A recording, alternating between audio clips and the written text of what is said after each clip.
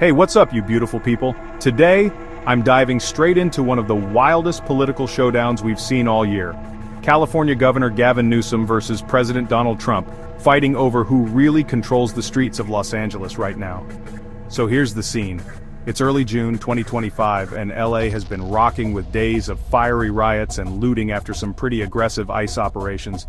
And I mean, this wasn't just a couple of broken windows. According to the Department of Homeland Security, over 1,000 people surrounded a federal building, assaulted officers, slashed tires, and just went to town on the place. The Fed said it took local cops a solid 2 hours just to respond. President Trump, not exactly known for taking the hands-off approach, basically said, "Not on my watch." He sent in the National Guard, then upped the ante by ordering 700 U.S. Marines right into LA to, in his words, restore order. But here's where things get spicy. Governor Newsom was having none of it. On June 10th, he and California's Attorney General Rob Bonta filed an emergency motion in federal court, basically saying, "Hold up, you can't just roll tanks through my state without my say-so." See, Newsom argues Trump's move is flat-out unconstitutional. He says federalizing the National Guard without a governor's green light breaks the law, specifically Title X authority, because states are supposed to have control over their own National Guard units unless it's a full-blown emergency. And Newsom's not just worried about legal stuff. He claims that sending in the military doesn't calm things down, it actually makes it worse. His team says these federal actions create imminent harm to state sovereignty, deprive California of vital resources, and escalate tensions. But what's really interesting is who's blaming who. Newsom's office straight up accuses ICE of sparking the riots by running those operations without even warning local law enforcement, basically saying it was engineered to provoke backlash from the community.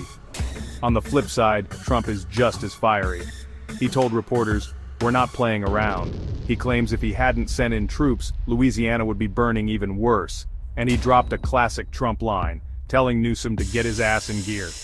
Trump's not holding back on how he sees the rioters either, calling them animals, paid insurrectionists, and agitators. For him, any delay or resistance from state leaders is just getting in the way of restoring order. Meanwhile, Attorney General Bonta is echoing Newsom, saying Trump is just looking for any pretense to put troops on the streets and intimidate people, calling it immoral, illegal, and dangerous. So to sum up, you've got a classic federal versus state power struggle, but with the stakes cranked up to 11.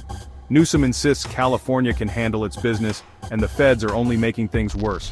Trump says the state dropped the ball, and he'll do whatever it takes to keep LA from spiraling out of control. Will the courts slam the brakes on Trump's orders?